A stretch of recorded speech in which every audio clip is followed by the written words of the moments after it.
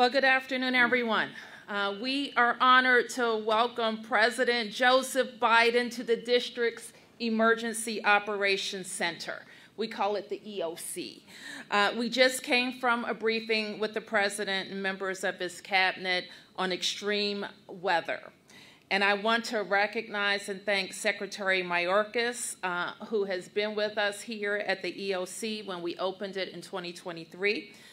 This state-of-the-art facility was built with the President's help with a $7.5 million grant from DHS.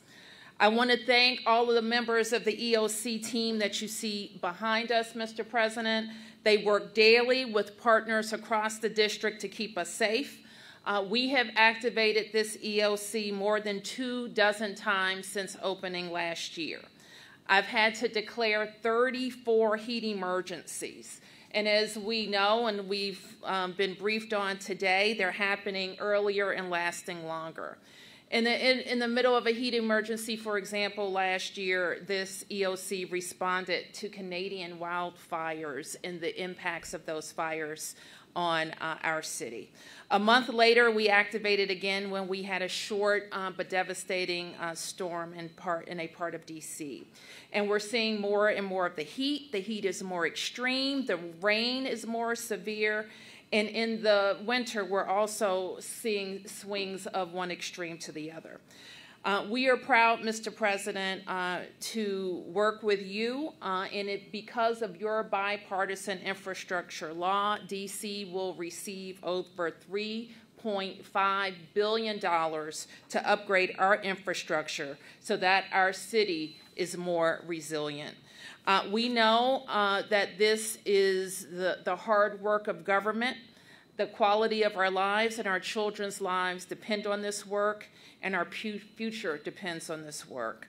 And we know that with the leadership of the Biden administration, we'll get this right.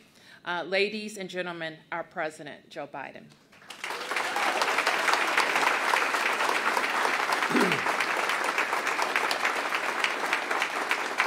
Good afternoon. Now, if my father were here, he's looking down, he'd have to turn and say, I apologize for my back. Very impolite to talk to my back to you. Thank you very much. You're doing a hell of a job, all of you. Look, Mayor, thanks for that introduction and joining me today at the D.C. Emergency Operations Center. I also want to thank the first responders who risk their lives every single day running into danger to save others while everyone's running away from danger. I'm here to talk about how we're preparing and responding to the dangerous impacts of extreme weather and the climate crisis that's affecting people all around America, all around the country. Matter of fact, beyond around America. You know, summer has just started. Already, tens of millions of Americans are under heat warnings from record-shattering temperatures. Last month here in D.C., temperature at 100 degrees. In Phoenix, Arizona, 112 degrees. In Las Vegas, 111 degrees.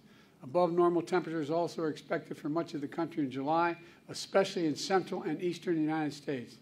Extreme heat. This is, I think, going to surprise a lot of people, not you all.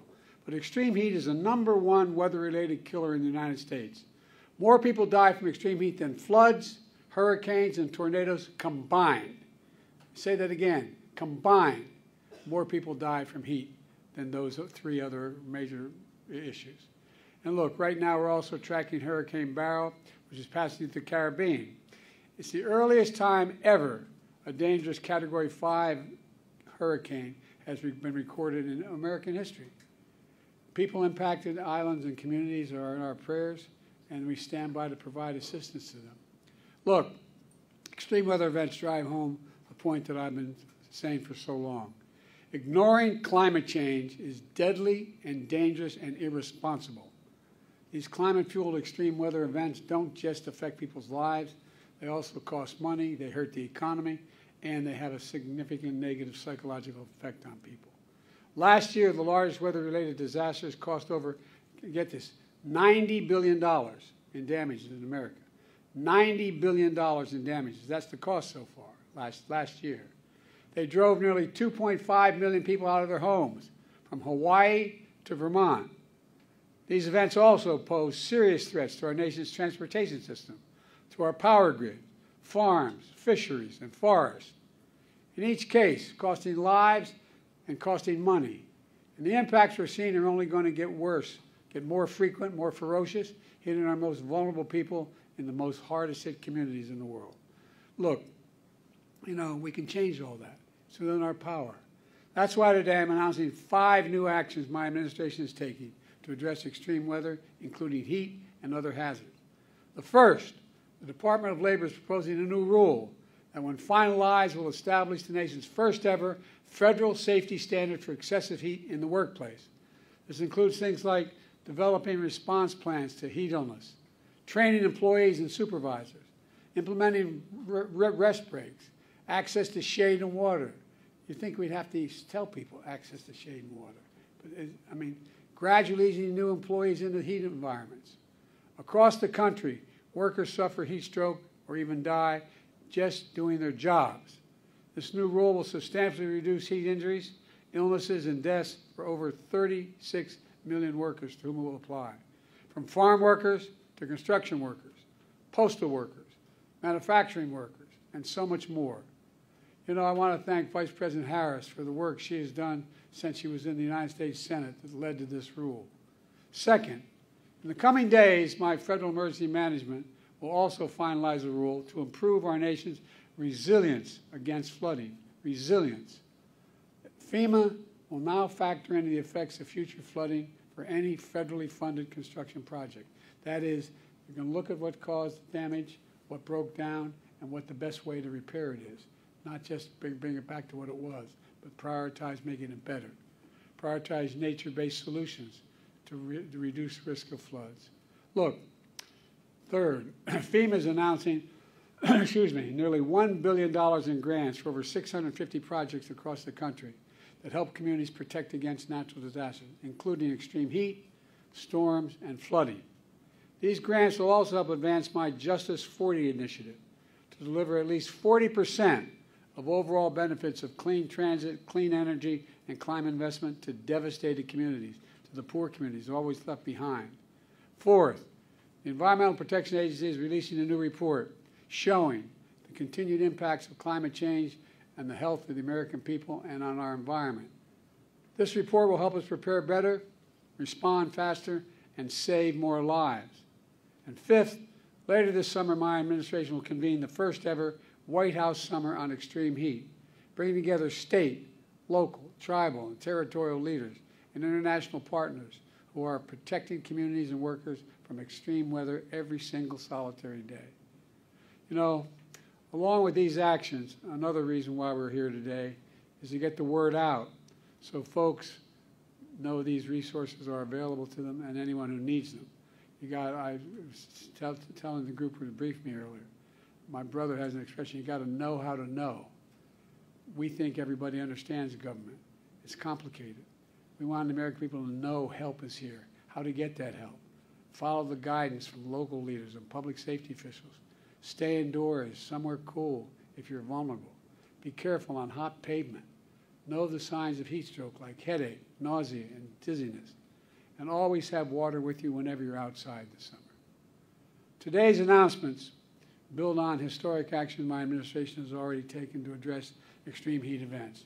We launched a new website, heat.gov. Let me say it again, heat.gov, that shares life-saving information and links a new heat risk tool to help communities forecast extreme heat. Just enter your zip code and see the heat forecast not only generally, but in your community where you're living. We'll get back to exactly what the heat forecast for your neighborhood is. My Department of Labor also created the first ever national program to protect workers from heat stress. We've invested billions to enhance our power grid, expand energy shortages so that lights, air conditioning, refrigeration, internet stay on during heat waves, storms, and other climate changes. It's building back a different way. All told, we've invested a record more than $50 billion for climate resilience, including against extreme heat and wildfires. But that's not all. My American Rescue Plan is helping states and cities promote energy efficiency, reduce the impacts from flooding, and open cooling centers. People have to know where to go, where they can go, in their neighborhood. They don't, just not automatic. Through the bipartisan infrastructure law, we're delivering over $20 billion to lower your energy costs, upgrading the electric grid to withstand stronger heat waves and storms. And my Inflation Reduction Act, the most significant climate investment ever in the history of the world, anywhere in the world, has already created 300,000 new jobs, building clean energy we need to cut our emissions and to lead the world. Unfortunately, my predecessor and the MAGA Republicans in Congress are trying to undo all this progress. They still deny climate change even exists.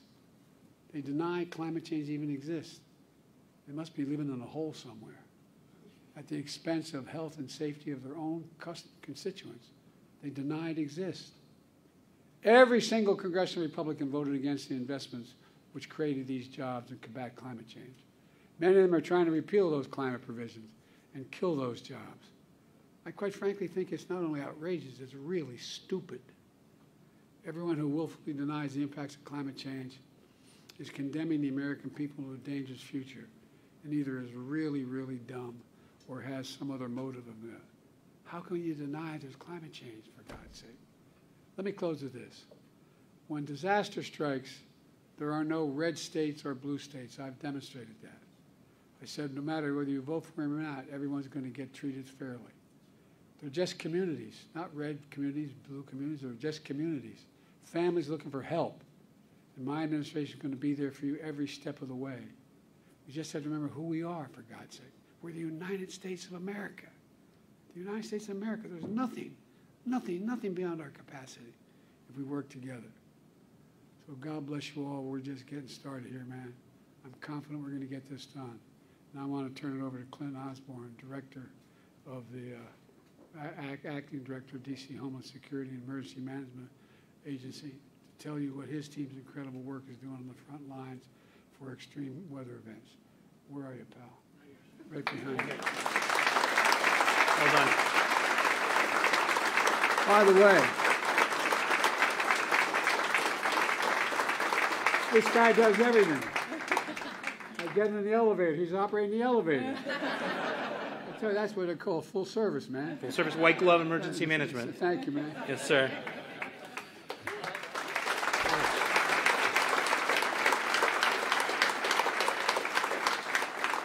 Thank you, Mr. President. Good morning. I'm Clint Osborne, Acting Director of the District of Columbia's Homeland Security and Emergency Management Agency. I'm honored to welcome you, Mr. President, and members of your administration, as well as Mayor Bowser and members of her administration, to the District's Emergency Operations Center, or EOC. Here at HCEMA, we have more than 120 staff members who work every day to ensure the health and safety of our district residents, businesses, and visitors. You'll also see around us partners, hundreds of partners that we have at the state and local and federal level who come to this center to make sure everything works during emergencies. During an emergency or disaster, our team also works to disseminate timely life safety information to help residents make informed decisions for themselves and their families. And I think you've given us new guidance to make it clear, crisp, and to meet people where they are. We've activated, as Mayor Bowser said, our EOC more than 25 times in the last 2 years for emergencies ranging from heat waves and hurricanes to hazardous air quality incidents because of wildfires. Without the support of dozens of district and federal partners, we wouldn't be able to accomplish our mission and serve our community.